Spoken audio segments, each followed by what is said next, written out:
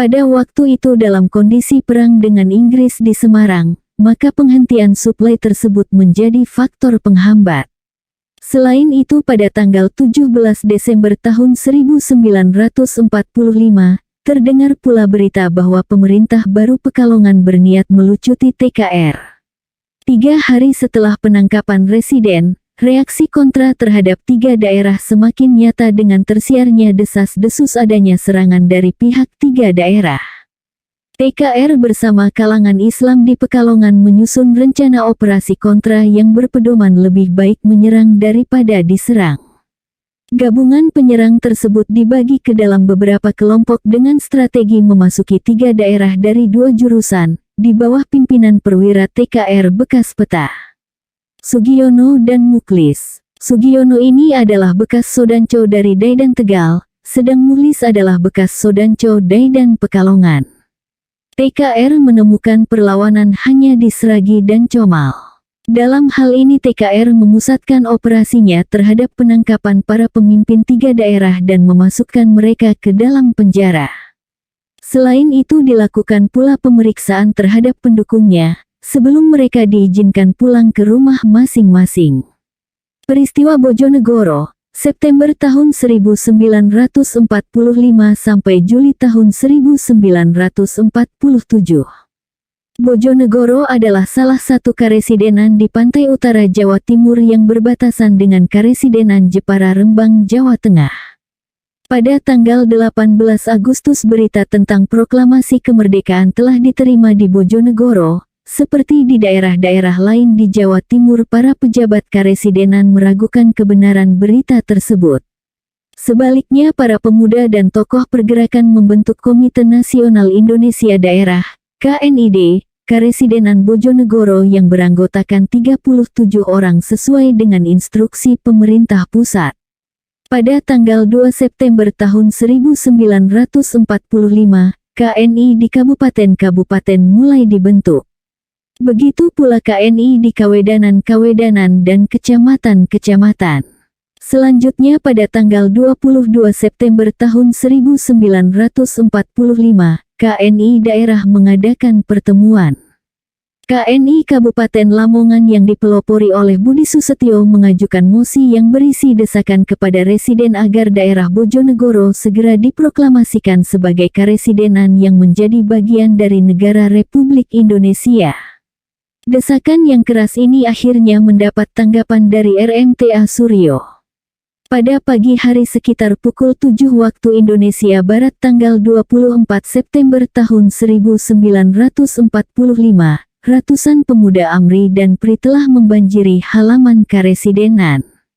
Mereka mendesak sekali lagi agar residen menandatangani kesanggupan tersebut. Sesudah itu mereka membawa residen ke alun-alun untuk mengumumkan proklamasi sebagai berikut. Proklamasi. Berdasarkan Proklamasi Indonesia Merdeka PJM Soekarno dan PJM Hatta, Presiden dan Wakil Presiden Republik Indonesia pada tanggal 17 Agustus tahun 1945, maka kami atas nama seluruh rakyat daerah Karesidenan Bojonegoro dari segala lapisan, pada hari ini, Senin Wage tanggal 24 September tahun 1945, meresmikan pernyataan telah berdirinya Pemerintah Republik Indonesia Daerah Karesidenan Bojonegoro, dan terus mengadakan tindakan-tindakan seperlunya. Kepada seluruh rakyat kami serukan supaya tetap tinggal tenang dan tenteram melakukan kewajibannya masing-masing. Bojonegoro, tanggal 24 September tahun 1945, RMTA Suryo. Tindakan berikutnya, di akhir bulan September tahun 1945, KNI daerah bersidang yang dihadiri seorang anggota KNI pusat, yaitu Budi Sucitro. Sidang tersebut menghasilkan pembentukan pimpinan KNI baru, yang tersusun sebagai berikut: Ketua, Sutarjo; Sekretaris, Abdul Sokiman; Ketua Bagian Organisasi, Dr. Dadi; Ketua Bagian Usaha, Sudamadi; Ketua Bagian Penerangan, Muhammad Said; Ketua Bagian Khusus, Sumantri dan Budi Susetio; Pembantu Umum, Kusno dan Sudirman.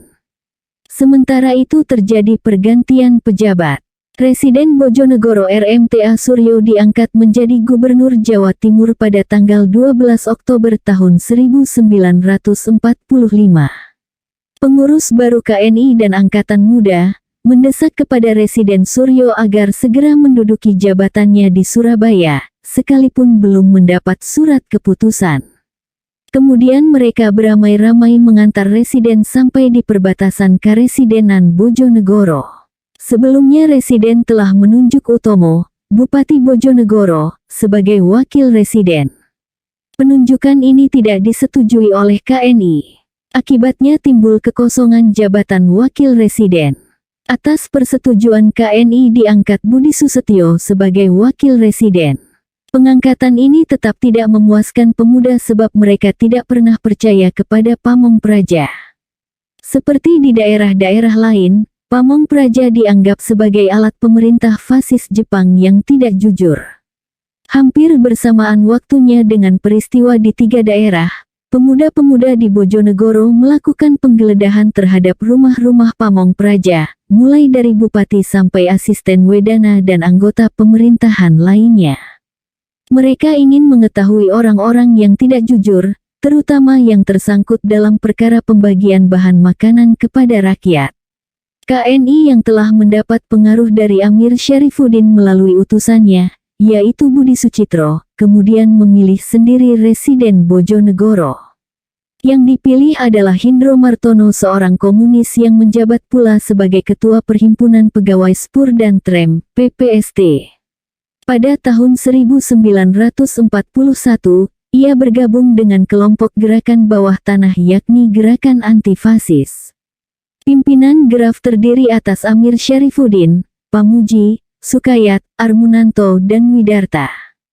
Kelompok ini disebut Kelompok Surabaya. Setelah proklamasi ia bergabung kembali dengan Amir Syarifuddin dan Partai Sosialis Indonesia yang didirikan pada tanggal 12 November tahun 1945. Ia duduk sebagai anggota DPP. Selain itu ia juga menjadi anggota BP Kenip. Pada tanggal 17 November tahun 1945, Hindro Martono dilantik secara resmi sebagai Residen Bojonegoro yang baru. Di bawah Residen Hindro Martono diadakan perubahan-perubahan radikal. Residen memperkenalkan panggilan yang demokratis untuk forum resmi. Sebutan tuan-tuan diganti dengan saudara-saudara, suatu kata yang waktu itu terdengar aneh dan belum lazim digunakan. Penghapusan bahasa penghormatan merupakan salah satu obsesi kaum komunis yang ingin menumbangkan sistem kekuasaan dan hierarki birokrasi. Residen kemudian mengambil alih pimpinan KNI. Situasi Bojonegoro masih diliputi pergolakan. Banyak gedung resmi ditinggalkan oleh pejabatnya. Penggeledahan-penggeledahan terhadap orang-orang yang dicurigai oleh pemuda semakin merajalela. Untuk mengatasi pergolakan yang makin bertambah luas ini, KNI daerah Bojonegoro yang diketuai oleh Residen sendiri bersama wakil-wakil KNI dari 3 kabupaten mengadakan rapat. Sebagai keputusan rapat diterbitkan surat keputusan Residen Bojonegoro tertanggal tanggal 15 Desember tahun 1945. Dalam surat keputusan tersebut ditetapkan peraturan perubahan pemerintah daerah Karesidenan Bojonegoro atau peraturan susunan pemerintahan. Mengenai pelaksanaannya, disusun pula berbagai peraturan, antara lain maklumat pimpinan pemerintah Komisarisan Bojonegoro nomor 1 tertanggal tanggal 16 Desember tahun 1945. Peraturan-peraturan Residen mulai dilaksanakan sejak Februari tahun 1946, adalah mengubah susunan dan cara-cara pemerintahan secara mendesak yang hanya berlaku di seluruh Karesidenan Bojonegoro. Dalam hal ini Residen Hindro Martono ingin memberikan kepuasan pada rakyat Bojonegoro, yang sejak permulaan revolusi selalu kurang mempercayai Pamong Praja. Hal tersebut merupakan suatu taktik untuk mencari pengakuan rakyat terhadap kebijaksanaannya. Lebih lanjut ia ingin melepaskan diri dari pemerintahan pusat dan pada akhirnya menuju pada pembentukan pemerintahan komunisme. Dalam mengawali kegiatan pemerintahannya, Hindro Martono melakukan perombakan dengan menciptakan istilah-istilah baru. Sebagai contohnya, karesidenan diganti menjadi komisarisan, residen diganti menjadi komisaris, bupati menjadi kepala bagian, dan asisten wedana menjadi opsifter. Peraturan residen juga memuat pasal-pasal yang bermaksud mengatur jawatan-jawatan dalam daerah komisarisan Bojonegoro, antara lain putusan Residen Bojonegoro tertanggal 15 Desember tahun 1945.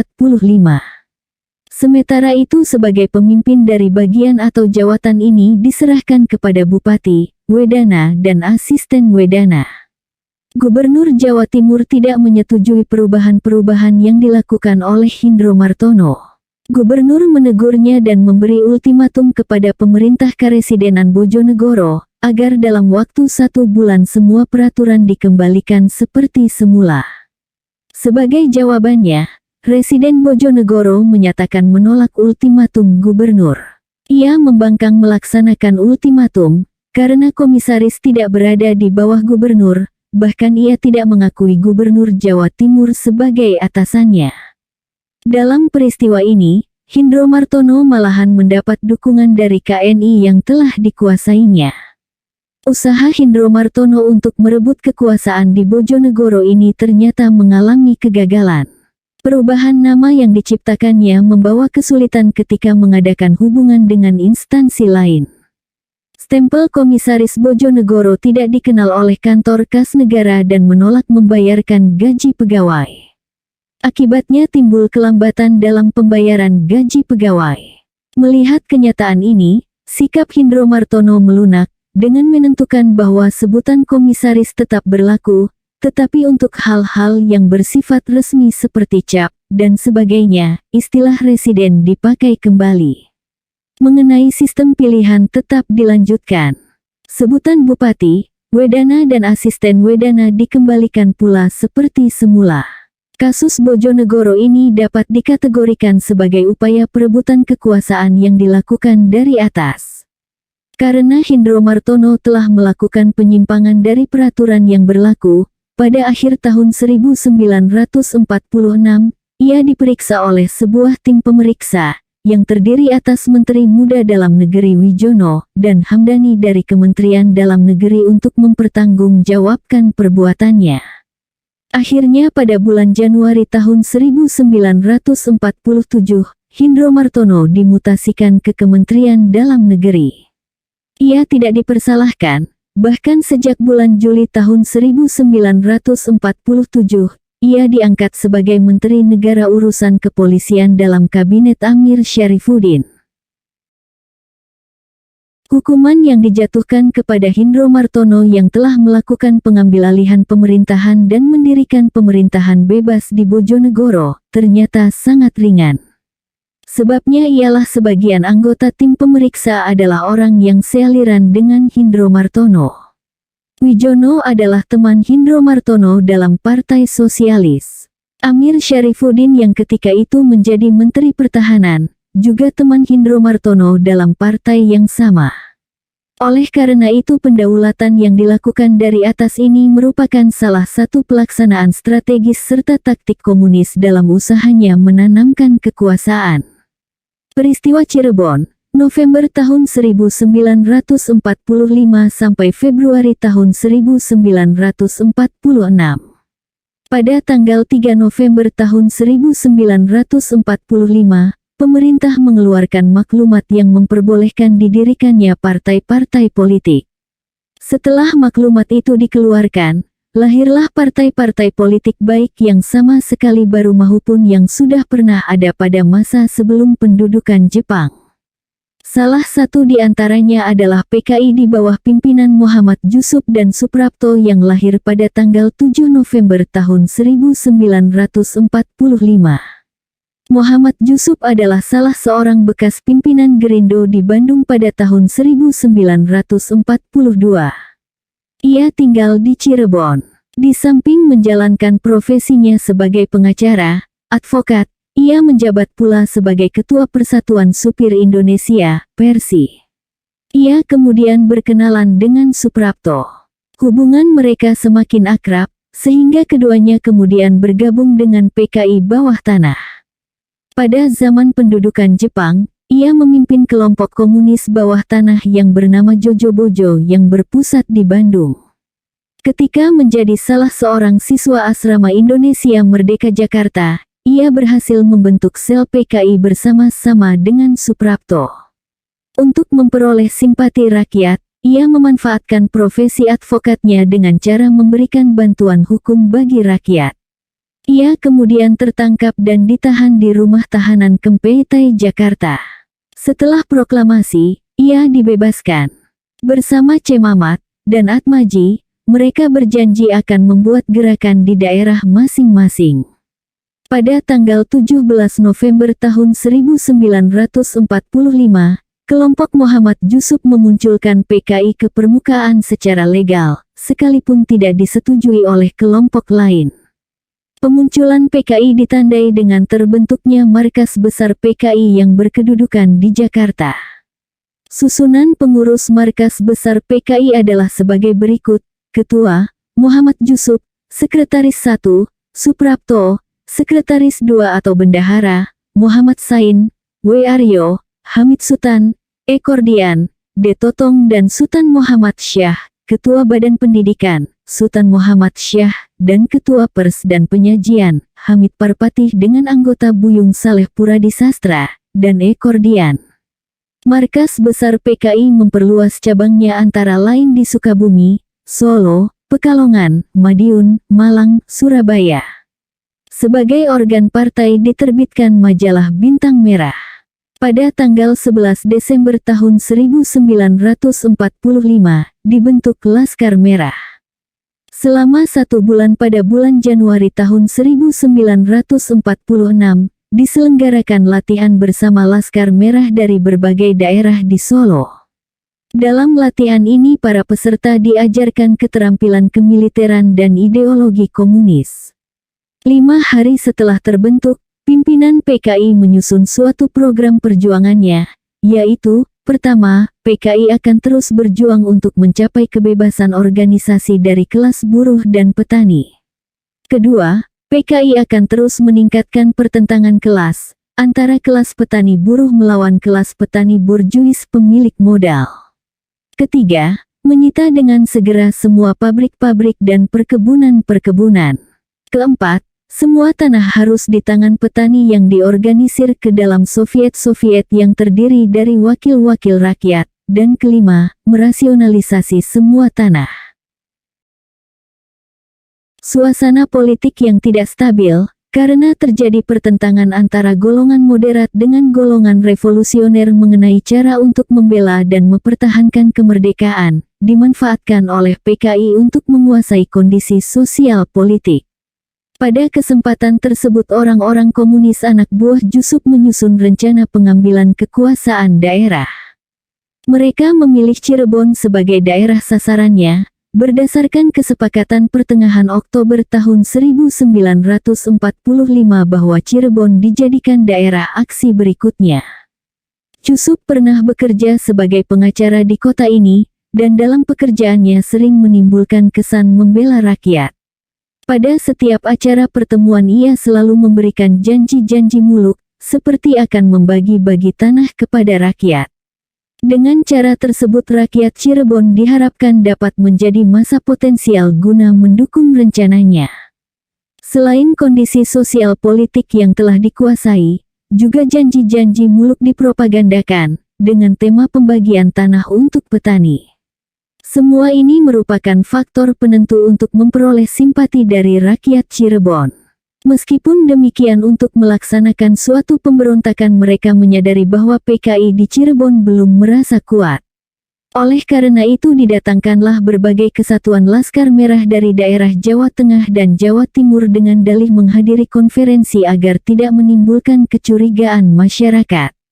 Pada tanggal 21 Januari tahun 1946, di Gedung Laskar Merah Cirebon berlangsung rapat pembentukan barisan penerima tamu yang diketuai oleh Ronggo, pemimpin PKI setempat. Anggota Laskar Merah dari daerah-daerah lain yang dipusatkan di Hotel Rebring mulai membuat keonaran. Tingkah laku yang kasar terhadap masyarakat seperti tidak mau membayar makan di warung-warung, minta rokok secara paksa di pabrik rokok bat, memancing keributan. Dalam rangka konferensi, diadakan pawai keliling kota. Dalam pawai mereka mengenakan topi putih yang diikat pita merah serta masing-masing membawa berbagai senjata sambil meneriakkan yel-yel Soviet. Mereka juga membawa bendera merah berlambang palu arit yang menjadi identitas PKI. Pawai itu bertujuan untuk mengadakan pamer kekuatan. Konferensi dihadiri oleh sekitar 3.000 orang. Sementara konferensi berlangsung, aksi-aksi kekerasan Laskar Merah semakin meningkat untuk memancing insiden dengan kelompok lain. Dalam pidato sambutannya, Muhammad Jusuf memberikan pujian terhadap Uni Soviet yang telah mendukung revolusi sosial di Indonesia di Forum Dewan Keamanan PBB. Seperti sudah direncanakan, insiden pun pecah. Insiden ini merupakan awal dari gerakan Muhammad Jusuf. Sebagai sasaran tindakan-tindakan kasar Laskar Merah adalah Kesatuan Polisi Tentara.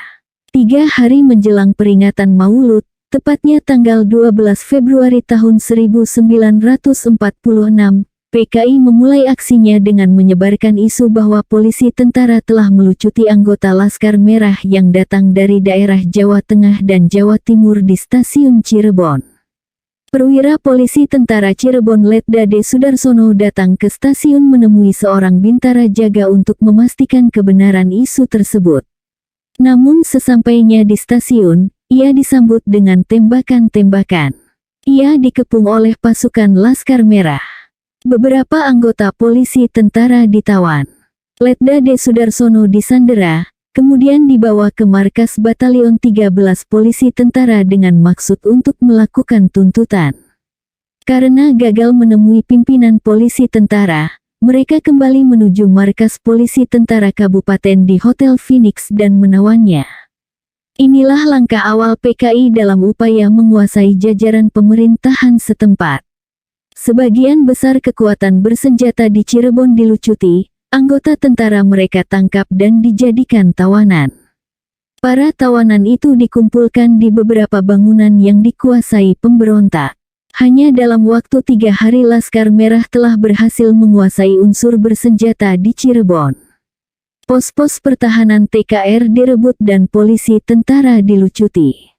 Tindakan-tindakannya merajalela, melakukan perampasan dan perampokan di toko-toko serta meminta dengan paksa kebutuhan rokok pada pabrik bat. Seluruh kota dikuasai oleh Laskar Merah, dengan menduduki atau mengambil alih gedung-gedung vital seperti stasiun radio dan pelabuhan. Nyatalah bahwa PKI yang didukung oleh 3.000 Laskar Merah melakukan pemberontakan untuk merebut kekuasaan yang sah di Cirebon. Laskar Merah kemudian bergerak ke arah selatan sampai daerah Beber menuju ke Kuningan. Laskar Merah terus bergerak ke selatan menuju ke markas polisi tentara di Linggajati.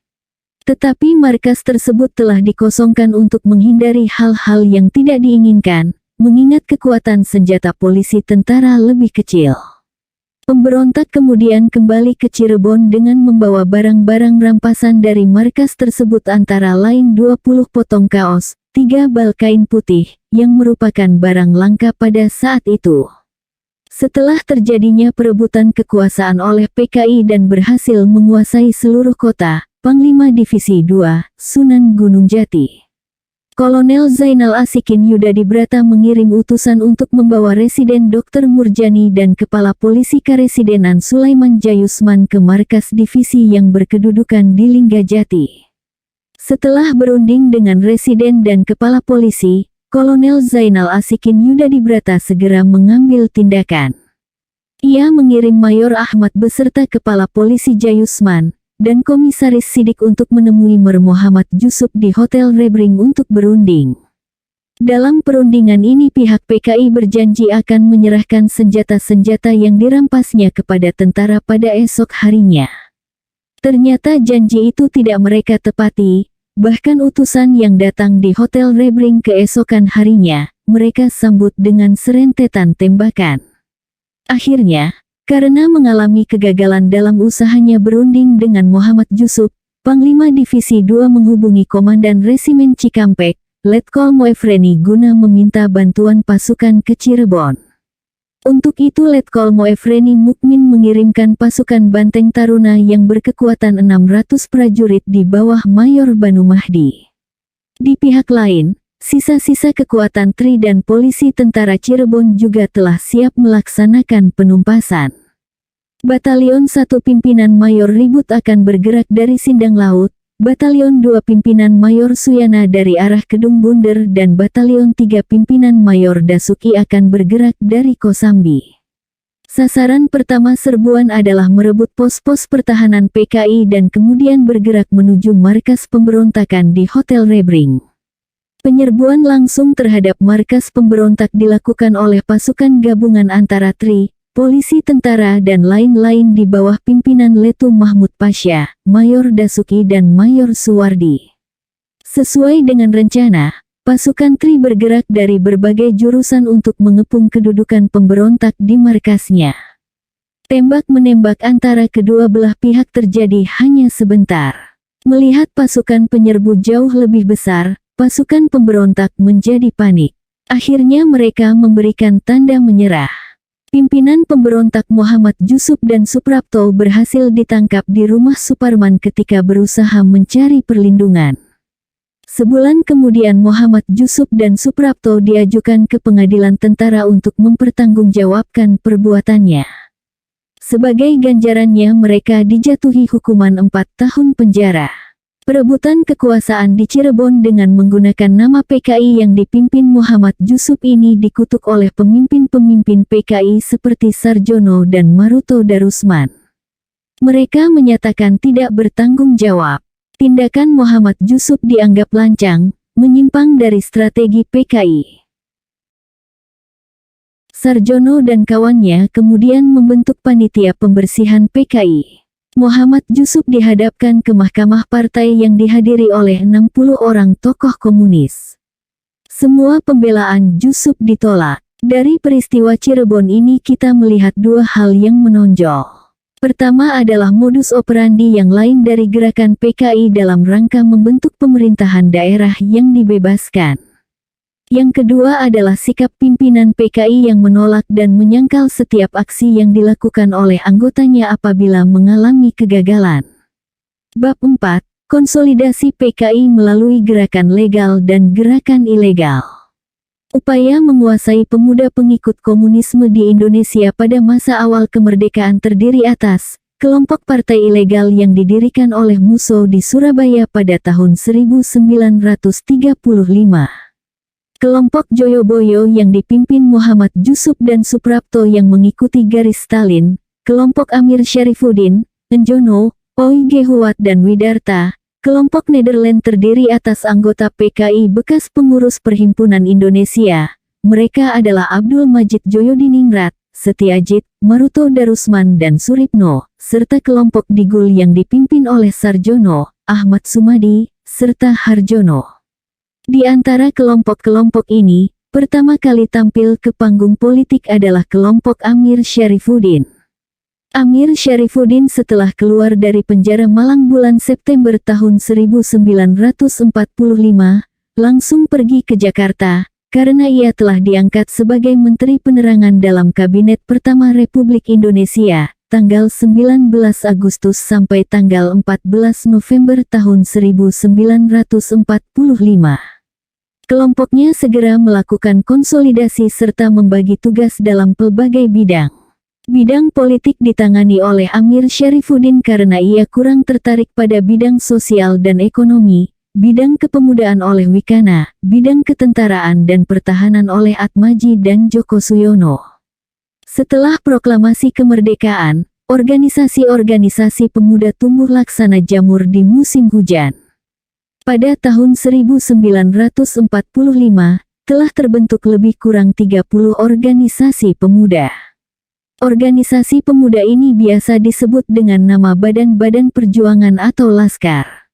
Di Jakarta lahir beberapa badan perjuangan yang kemudian bersatu dalam Komite Fan Aksi yang dipimpin oleh Sukarni, Khairul Saleh, dan Maruto Nitimiharjo.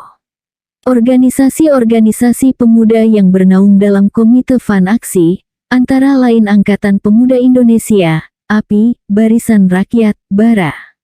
Amir Syarifuddin juga muncul dalam kubu organisasi pemuda.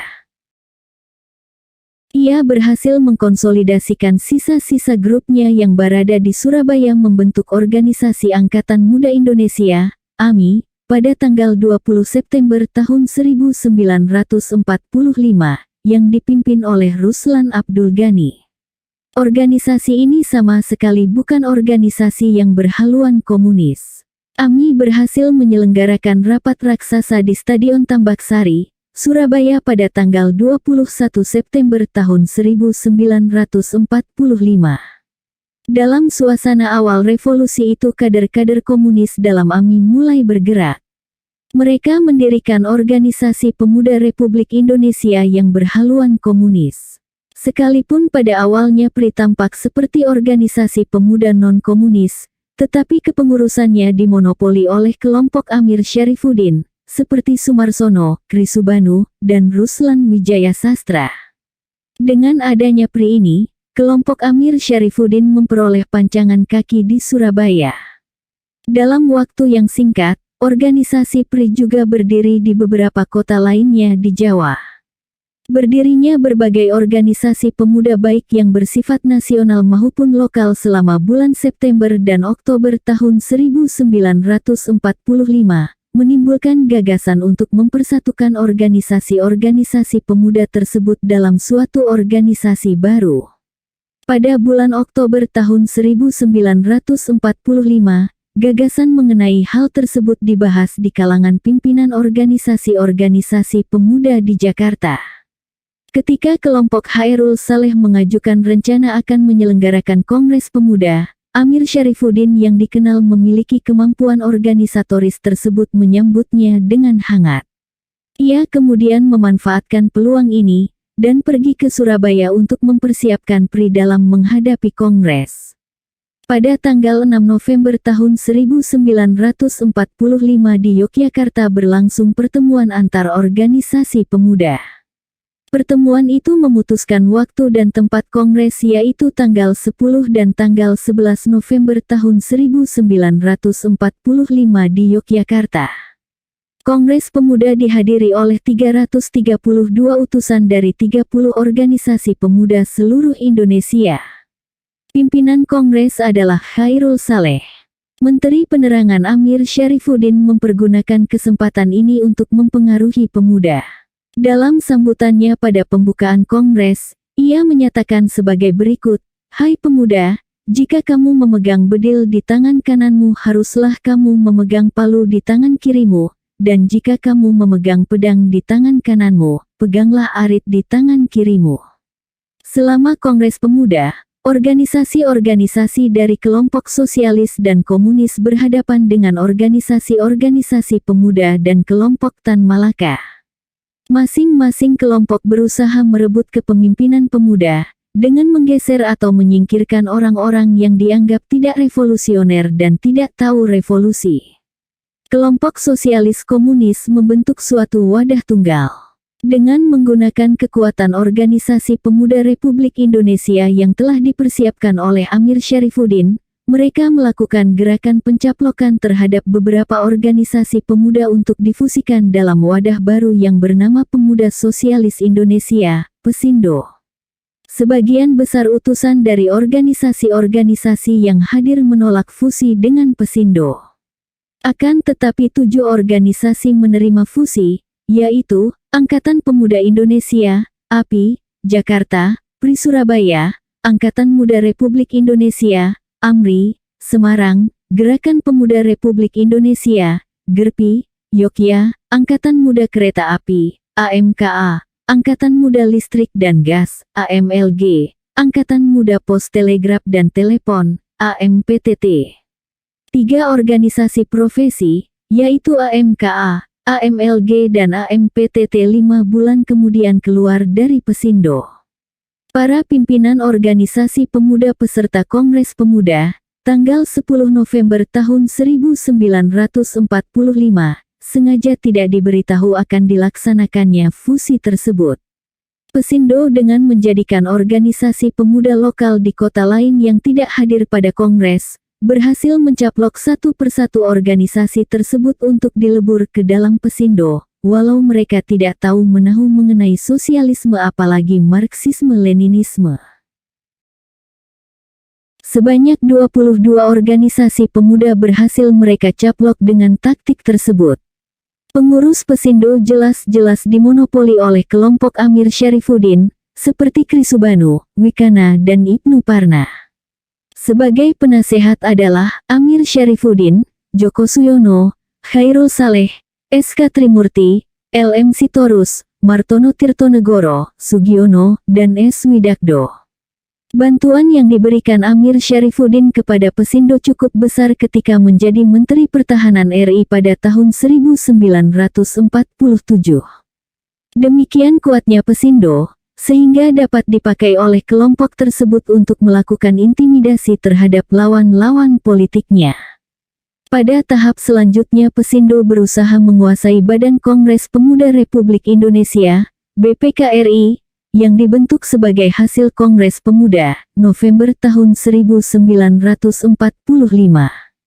Sekalipun struktur pimpinan BPKRI berupa presidium, namun semua kegiatan organisasi berada di tangan Badan Pekerja Pembangunan yang dipimpin oleh Sumarsono, wakil dari Pesindo. Badan Pekerja Pembangunan berkedudukan di Madiun tempat markas Pesindo, dan memiliki pemancar radio yang bernama Gelora Pemuda. Dengan demikian Pesindo praktis telah menguasai organisasi pemuda. Pimpinan inti Pesindo adalah mantan pimpinan PRI yang merupakan kader PKI dan anak didik Musso pada tahun 1935, bersama kelompok Amir Syarifuddin. Tokoh Pesindo yang menonjol dari Jakarta adalah Wikana, anggota kelompok Amir Syarifuddin yang memimpin barisan Gerindo 1937. Pada zaman Jepang ia menjadi anggota kelompok Kaigun, di bawah pimpinan Ahmad Subarjo, yang sesudah proklamasi mendirikan Organisasi Angkatan Pemuda Indonesia, API. Amir Syarifuddin, Wikana ditugasi sebagai fungsionaris pemuda dan didudukkan sebagai pimpinan Pesindo. Tokoh Pesindo lainnya adalah Sumarsono bekas anggota gerakan bawah tanah kelompok Amir Syarifuddin dan kader PKI 35. Setelah proklamasi ia aktif dalam Laskar Buruh Minyak di samping anggota AMI di bawah pimpinan Ruslan Abdul Ghani. Kemudian ia terpilih sebagai Ketua PRI Surabaya. Tokoh lainnya adalah Krisubanu, seorang aktivis gerakan bawah tanah PKI 35, kemudian menjadi Wakil Ketua PRI. Berkat keaktifannya dalam PRI Surabaya, ia terpilih sebagai anggota Komite Nasional Daerah Surabaya untuk selanjutnya menduduki kepemimpinan Pesindo. Ketika aliansi Syahrir dan Amir Syarifuddin pecah, hanya sebagian kecil saja pimpinan Pesindo mengikuti jejak Syahrir, di antaranya Supeno, wakil Pesindo dalam kepengurusan BKPRI. Supeno kemudian diangkat sebagai Menteri Pemuda dalam Kabinet Hatta, menggantikan kursi yang dijabat Wikana. Merebut kekuatan buruh. Kaum buruh menurut doktrin komunis adalah kekuatan pokok revolusi. Pembinaan dan penguasaan organisasi buruh merupakan program prioritas setiap partai komunis. Di Indonesia, sesudah proklamasi, pembentukan organisasi buruh dikaitkan dengan organisasi kelaskaran. Organisasi buruh disusun dalam bentuk barisan yaitu Barisan Buruh Indonesia, BBI. Organisasi BBI ini terbentuk di Menteng 31 Jakarta, dan sebagai ketua terpilih Kusnaini dan sebagai wakil ketua Pandu Kartawiguna. BBI juga ikut bersama organisasi pemuda lain melaksanakan pengambilalihan perusahaan-perusahaan dari tangan Jepang, kemudian menempatkan anggotanya pada perusahaan tersebut. Pada tanggal 6 September tahun 1945 bertempat di Menteng 31, Ketua BBI Jakarta, yaitu Kusnaini digantikan oleh Enjono. Peristiwa ini merupakan awal dari upaya kelompok komunis untuk menguasai organisasi buruh. Di bawah pimpinan Enjono, BBI Jakarta yang mengatasnamakan seluruh BBI mengeluarkan sebuah maklumat yang menuntut agar KNI mengakui BBI sebagai satu-satunya organisasi yang menyuarakan dan menggerakkan kaum buruh. Pernyataan pimpinan BBI Jakarta ini mendapat dukungan Menteri Sosial, yaitu Iwakusuma Sumantri yang menganjurkan agar BBI menyatukan pendapat. Berdasarkan pernyataan Menteri Sosial tersebut, BBI Jakarta mengumumkan akan menyelenggarakan pertemuan BBI seluruh Indonesia. Kementerian Sosial menyatakan bersedia membantu pertemuan tersebut, dan sebagai penyelenggara ditunjuk BBI Surabaya. Sebelum tempat pertemuan ditunjuk secara pasti, baik BBI Jakarta maupun BBI Surabaya bersikeras agar pertemuan berlangsung di kota mereka masing-masing. Pihak BBI Jakarta menganggap Jakarta sebagai pusat organisasi, sedangkan BBI Surabaya yang diwakili oleh Tasripin menganggap Surabaya sebagai tempat yang lebih pantas. Kemudian diambil jalan tengah dengan menunjuk Surakarta sebagai tempat pertemuan yang berlangsung dari tanggal 7 sampai tanggal 9 November tahun 1945. Karena pertemuan bersifat nasional, maka pertemuan tersebut diubah sebagai kongres. Kongres dihadiri oleh kurang lebih 3.000 peserta terdiri dari 817 utusan seluruh Jawa. Daerah Sumatera mengirimkan 6 orang wakilnya atas nama organisasi buruh yang dibentuk sekitar bulan Oktober tahun 1945, yaitu Gabungan Sarekat Buruh Indonesia, GASI. Mereka berasal dari Sumatera Barat, 5 orang di bawah pimpinan Adrian dan dari Jambi 1 orang, Dr. Sudiono. Masalah inti yang memerlukan pemecahan kongres adalah arah perjuangan buruh Indonesia setelah merdeka.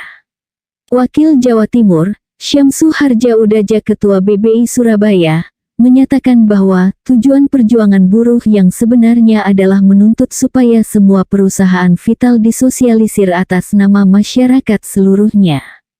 Kemudian Enjono selaku Ketua BBI Jakarta tampil untuk menjelaskan tujuan perjuangan buruh yang mereka fleksikan aliansi kelompok komunis dan sosialis. Ia menyimpulkan bahwa landasan bagi pergerakan buruh Indonesia yaitu Front Persatuan Menentang Penjajahan, bantuan ekonomi bagi buruh serta pembentukan dewan-dewan buruh di setiap perusahaan jawatan. Masalah bantuan ekonomi dan pembentukan dewan-dewan buruh disetujui peserta kongres, sedang mengenai masalah menggalang Front Persatuan Anti Penjajahan menjadi bahan perdebatan. Akhirnya sidang menyetujui usul Syamsu Harja Udaja untuk membentuk suatu partai politik dengan nama Partai Buruh Indonesia dan membubarkan BBI. Pembubaran BBI ditentang oleh Enjono, Ketua BBI Jakarta, dan oleh seorang peninjau Wijono Suryokusumo yang mewakili organisasi tani. Sampai akhir kongres, masalah setuju dan tidak setuju pembubaran BBI belum tuntas.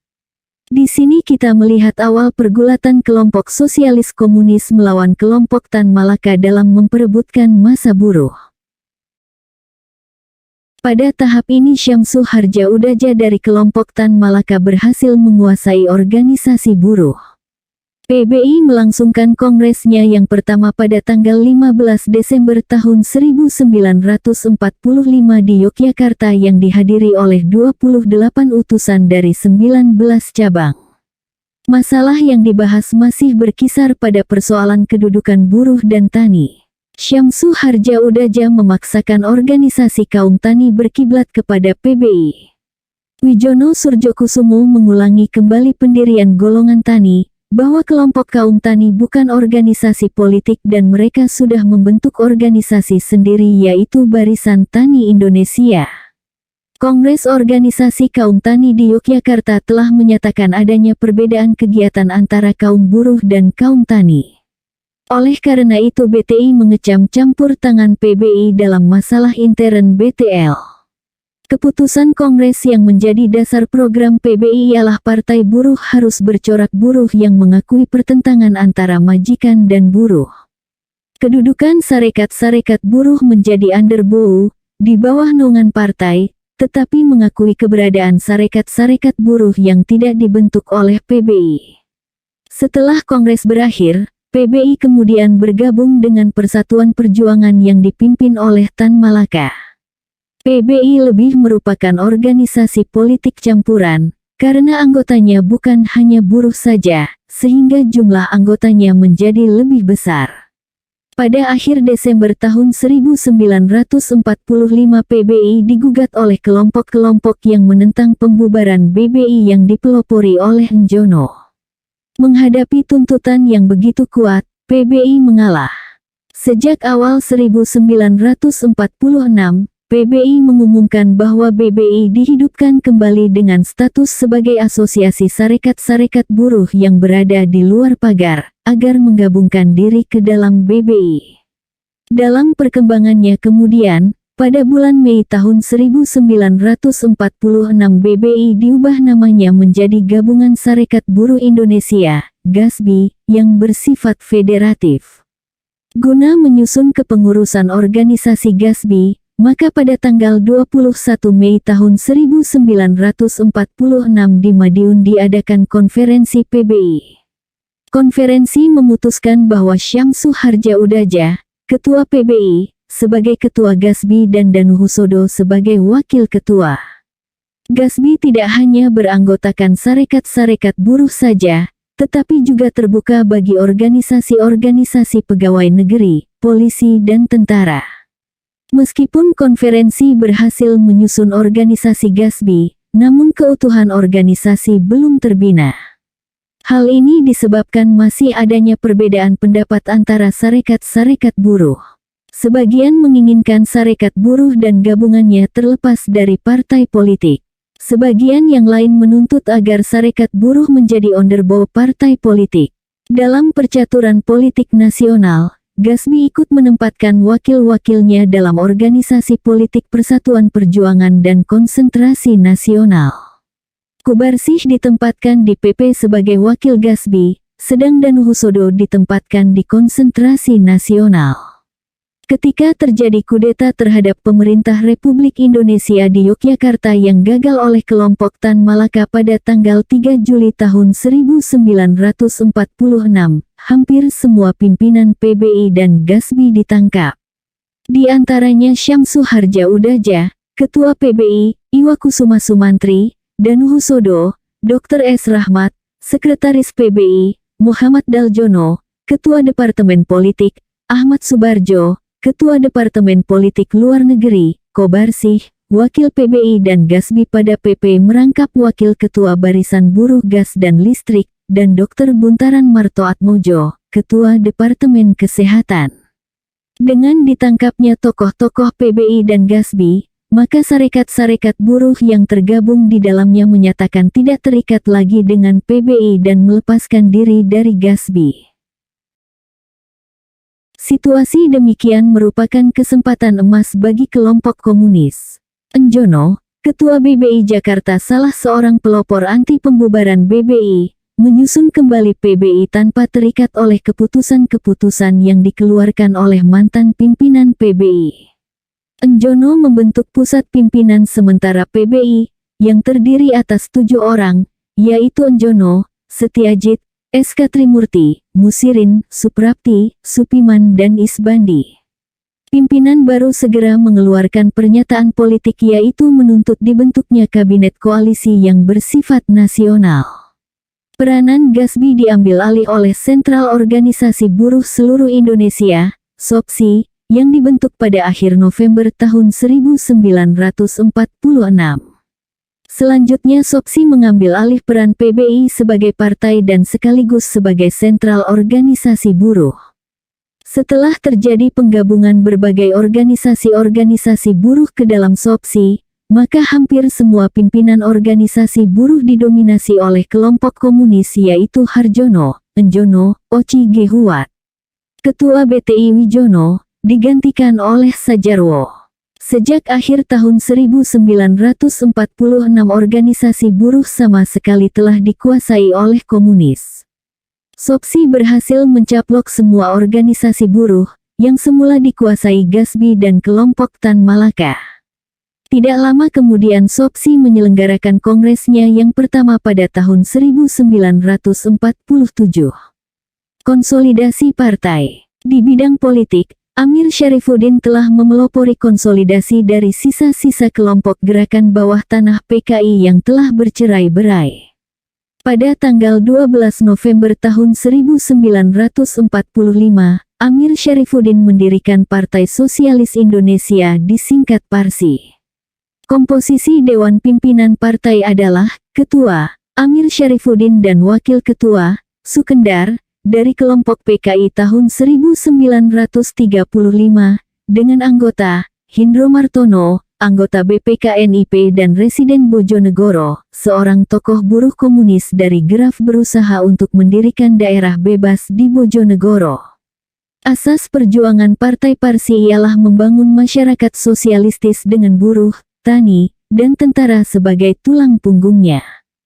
Program di bidang politik, mengadakan Volksfront atau Front Persatuan Rakyat untuk menegakkan Republik Indonesia dan menuntut adanya dewan-dewan sekerja.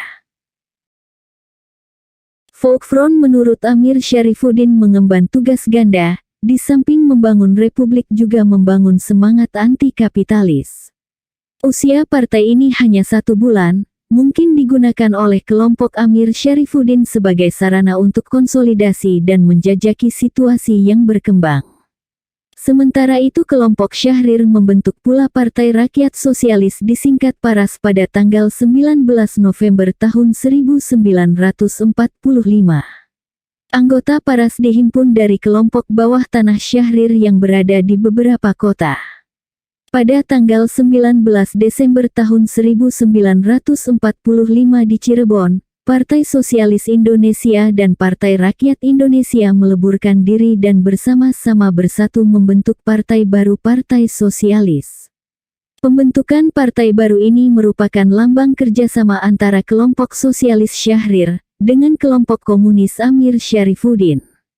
Kepengurusan Partai Sosialis terdiri atas Dewan Pimpinan berjumlah 5 orang, yaitu Amir Syarifuddin, Ketua, dengan anggota-anggota Hindro Martono, Sudarsono, Supeno, dan Oige Wat. Komisi Eksekutif terdiri atas Seksi Politik dengan anggota Abdul Majid Joyodiningrat, M. Tamzil, M. S. Muwaladi, Sumitro Reksodiputro, Subadio Sastro Satomo, dan Sugondo Jojo Puspito.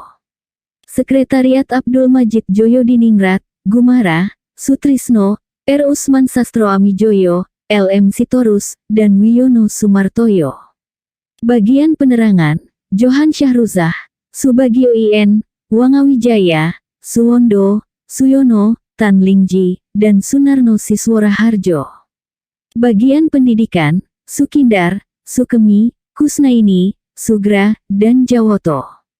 Bagian keuangan, Munodo, Sukanda, dan Hajunaidi, serta bagian perhubungan, Subianto Kusumo, Pramono, Abdul Fatah, Ruslan, Nurullah, Sarjono, M. Taucid, dan Suhadi.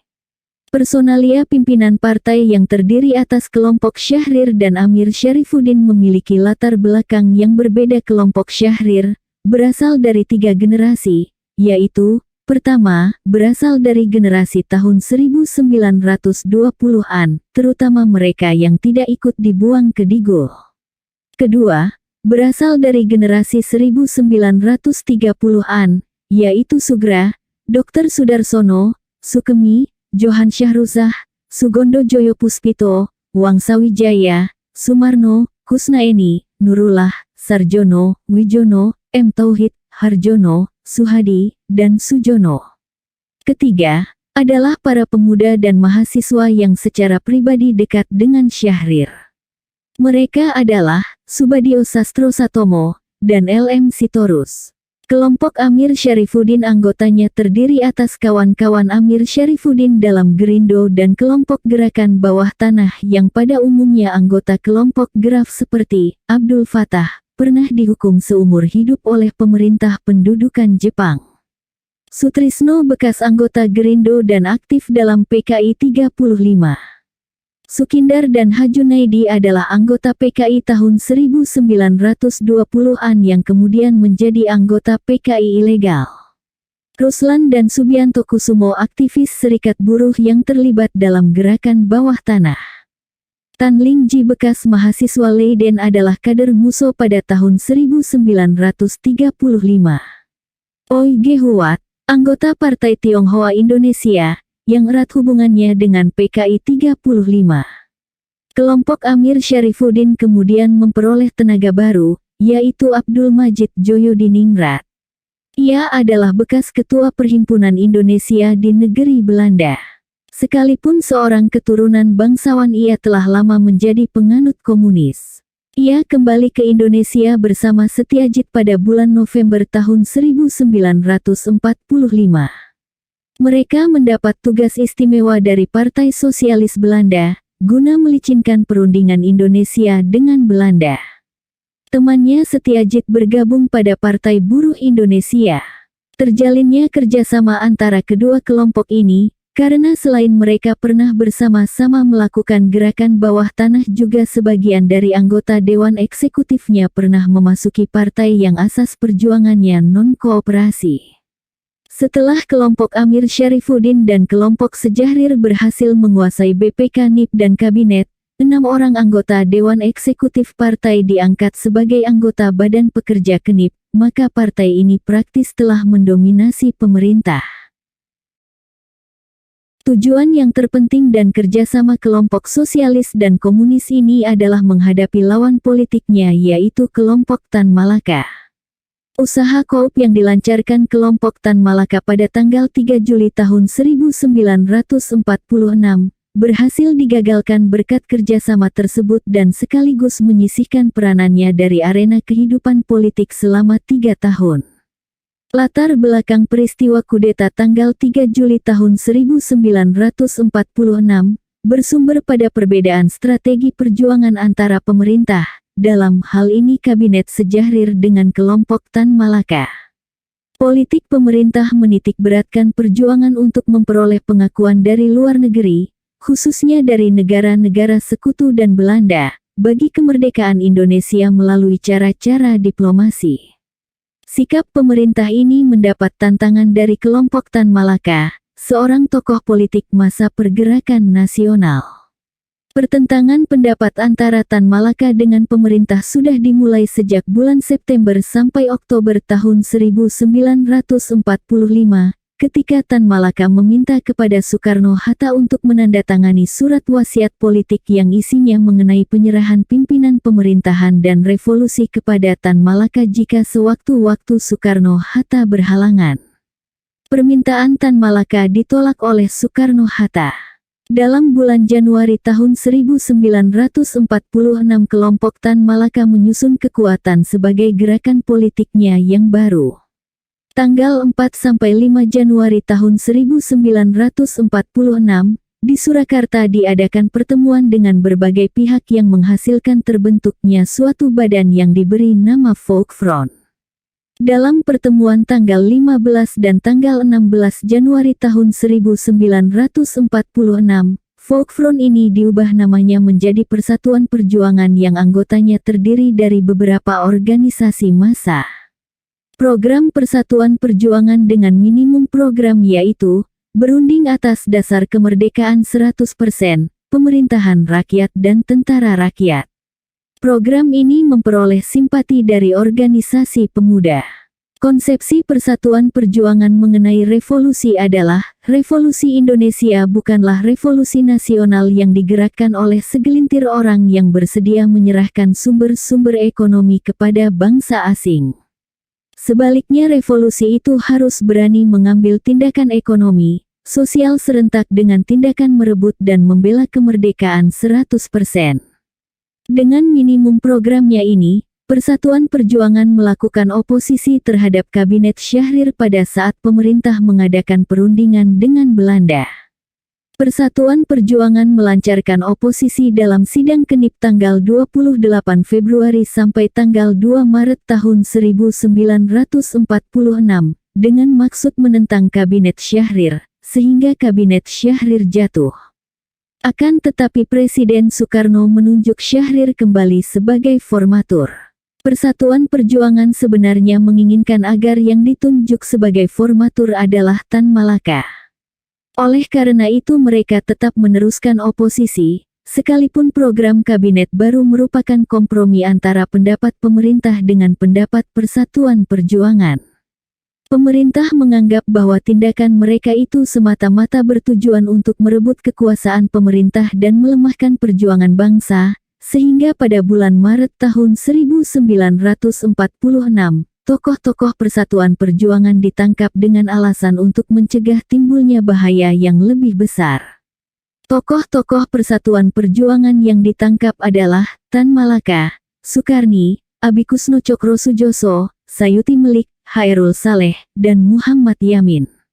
Sementara itu perundingan antara Indonesia dan Belanda tidak membawa hasil yang memuaskan. Di Indonesia sendiri khususnya di daerah Surakarta dan Sumatera Timur terjadi kekacauan dalam masyarakat. Persatuan Perjuangan memanfaatkan situasi tersebut untuk menculik Perdana Menteri Syahrir dari tempat penginapannya di Surakarta. Selain itu diculik pula Jenderal Mayor Sudibyo dan Dr. Dharma Setiawan, Menteri Kemakmuran. Presiden Soekarno ketika mendengar berita itu, menyerukan kepada para penculik untuk membebaskan Syahrir dan kawan-kawannya. Seruan ini dipatuhi oleh para penculik, namun kegiatan Persatuan Perjuangan belum berakhir. Pada tanggal 3 Juli tahun 1946, Ahmad Subarjo, Iwakusuma Sumantri dan Jenderal Mayor Sudarsono, Panglima Divisi Yogyakarta, mencoba untuk memaksa Presiden Soekarno menandatangani konsep susunan pemerintahan baru. Konsep tersebut tertuang dalam dua buah maklumat yaitu Maklumat Nomor 2 dan Maklumat Nomor 3. Isi Maklumat Nomor 2 agar Presiden memberhentikan seluruh menteri-menteri dalam Kabinet Syahrir. Dasar pemberhentian itu adalah desakan rakyat dalam tingkatan kedua revolusi Indonesia yang berjuang untuk mencapai kemerdekaan 100%. Maklumat nomor 3 berisi penyerahan kekuasaan dari Presiden Soekarno. Dengan kedua maklumat itu Persatuan Perjuangan menghendaki agar pemerintahan diserahkan kepada pengikut Tan Malaka. Ini berarti perebutan kekuasaan. Akan tetapi, Presiden menolak menandatangani kedua maklumat itu. Itu berarti perebutan kekuasaan gagal. Tokoh-tokoh yang terlibat dalam peristiwa itu ditangkap, sehingga menyisihkan peranan Tan Malaka dan kawan-kawan dari arena kehidupan politik selama 3 tahun. Terjalinnya kerjasama antara kelompok Syahrir dengan kelompok Amir Syarifuddin dapat dimaklumi, namun terjadinya fusi merupakan peristiwa yang jarang terjadi. Tampaknya Amir Syarifuddin masih menganut garis Dimitrov dan mempraktekkan taktik Blok Witin untuk memperlemah kelompok Syahrir.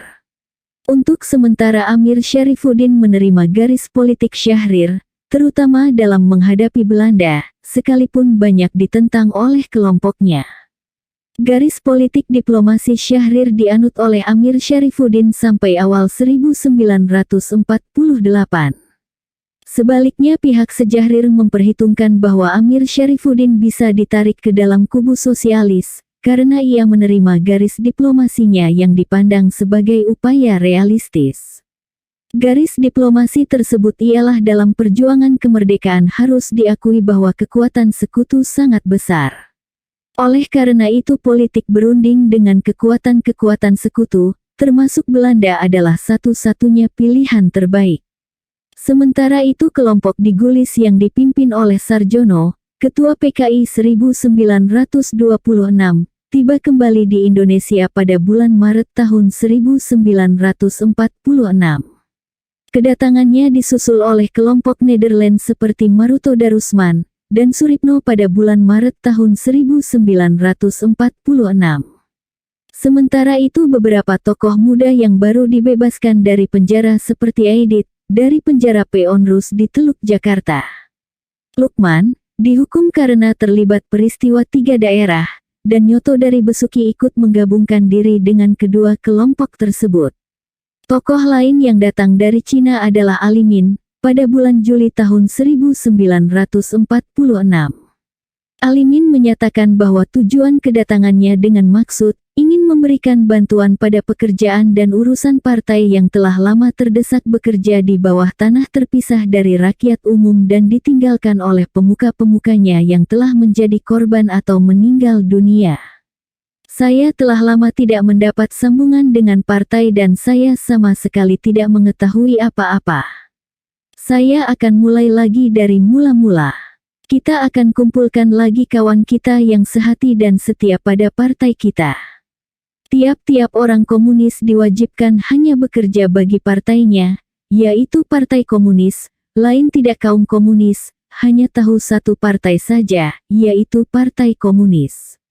Kedatangan tokoh-tokoh dari beberapa kelompok ini, membuat PKI telah siap untuk mengibarkan panji-panji partainya secara legal. Kemudian PKI menyelenggarakan Kongres 4 atau Kongres pertama sesudah proklamasi pada bulan Mei tahun 1946. Pada akhir Kongres, PKI mengeluarkan pernyataan politik bahwa PKI tidak akan masuk kabinet karena dengan masuknya PKI ke dalam kabinet akan memperlemah kedudukan Republik Indonesia. Republik Indonesia pasti akan dicap sebagai sel Moskow apabila PKI ikut serta dalam kabinet. Kongres juga berhasil memilih kembali pemimpinnya dan menyusun para fungsionarisnya sebagai berikut. Dalam Dewan Harian, duduk Ketua 1 Sarjono, Ketua 2 Maruto Darusman, Ketua 3 Djoko Sujono, Sekretaris Umum, dan Ngadiman Harjo Suprapto. Dalam Politbiro, duduk Alimin, Sarjono, Maruto Darusman, Suripno, dan Ngadiman Harjo Suprapto, dan dalam Biro Organisasi terdapat Djoko Sujono. DN Aidit sebagai Agitprop, Sudisman Ruskak sebagai Bendahara, dan Kusnandi sebagai penghubung. Sebagai pembantu Sekretaris Umum terdapat nama-nama seperti Sabarisman, Buyung Saleh Puradisastra, Kubes Karsali, dan Suparmi. Sedangkan dalam Komisaris Daerah duduk, Muhammad Ali, Muhammad Toha, Hamid Sutan, Muhammad Senan, Lau King Ho, Priyo Santoso, dan Abdul Karim MS. Pernyataan politik PKI yang dirumuskan pada tahun 1946, mendukung kebijaksanaan pemerintah, seperti yang dikemukakan oleh Alimin pada tanggal 12 Agustus tahun 1946, yang dikenal dengan Garis Sarjono. Garis ini antara lain menegaskan, dengan bubarnya Komintern, PKI mengikuti garis yang berdiri sendiri serta menghendaki kerjasama dengan Belanda dalam mengembangkan negara Indonesia Serikat yang demokratis. Kami orang-orang komunis menganjurkan demokrasi dan perkembangan ekonomi bagi Indonesia dengan menitik beratkan pada modernisasi pertanian. Dukungan PKI terhadap pemerintah, Perdana Menteri Syahrir, dan terhadap naskah persetujuan Linggajati, menimbulkan oposisi dan perpecahan intern. Pada bulan Maret tahun 1947, beberapa tokoh menengah PKI seperti M. Joni, Amir Husin dan M. A. Kasim, mengadakan pertemuan dan selanjutnya mendirikan partai tandingan yaitu Partai Komunis Indonesia Merah yang dipimpin oleh M. Joni. Reaksi PKI sangat keras. Dalam siaran kilatnya dinyatakan, agar para anggota memegang teguh prinsip, hanya ada satu partai komunis. Dalam anggaran dasar Komintern, tidak ada keharusan untuk menambah predikat merah atau biru. Akhirnya dinyatakan PKI merah adalah reaksi anti-Marxis dan anti-komunis. Perpecahan dalam tubuh PKI ini karena kader-kader komunis berontak terhadap kebijaksanaan kepemimpinan Sarjono Alimin. Khususnya mengenai dukungannya terhadap naskah persetujuan Linggajati. Yang dituduh menjadi biang keladi perpecahan ini adalah Widarta, kader dari kelompok Amir Syarifuddin yang bersembunyi di Pemalang. Ia adalah tokoh peristiwa 3 daerah, dan dijatuhi hukuman penjara. Ketika di penjara ia berkumpul bersama-sama pelaku peristiwa Koop tanggal 3 Juli para pengikut Tan Malaka. Widarta melakukan oposisi keras terhadap Garis Sarjono dan Alimin, yang dinilainya lemah. Setelah terjadinya perpecahan ia bersama rekannya dari Tegal. Kamijaya diculik atas perintah pimpinan PKI untuk dihadapkan ke Mahkamah Revolusioner yang anggotanya antara lain Sudisman. Ia dituduh keras menyelewengkan garis PKI dalam peristiwa 3 daerah dan melanggar disiplin partai. Atas kesalahannya Widarta bersama 3 orang kawannya dijatuhi hukuman mati. Mereka ditembak mati di Pantai Parangtritis, Yogyakarta. Sementara pihak pimpinan menyatakan bahwa mereka tidak sabar dan tidak disiplin. Sebenarnya banyak pula di antara tokoh yang tidak setuju kebijaksanaan pimpinannya, namun mereka tetap bertahan karena disiplin yang kuat. Pemarahan persetujuan Linggajati pada tanggal 25 Maret tahun 1947 mengakibatkan kegoncangan dalam kubu sayap kiri. Dalam persetujuan itu delegasi Belanda menyodorkan tuntutan-tuntutan antara lain menyelenggarakan kepolisian bersama. Tuntutan delegasi Belanda telah menimbulkan ketidakpuasan masyarakat. Sementara itu Syahrir bersikeras akan menyelesaikan dengan politik diplomasinya dengan menyetujui tuntutan Belanda tersebut.